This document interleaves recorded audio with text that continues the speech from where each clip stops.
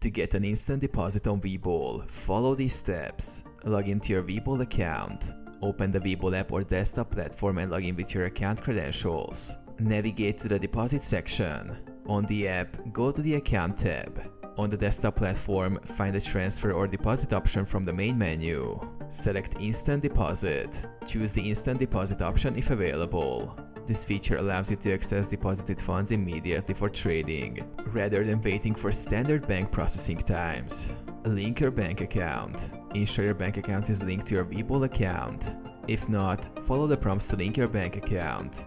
You will need to enter your bank details and verify the connection. Choose deposit amount. Enter the amount you wish to deposit. Note that the amount available for instant deposit may be limited based on your account type and status. Complete the deposit. Confirm the deposit details and complete the transaction. Your funds should be available in your Webull account almost immediately. Verify availability. Check your account balance to ensure the instant deposit has been processed. If there are any issues, contact Webull customer support for assistance.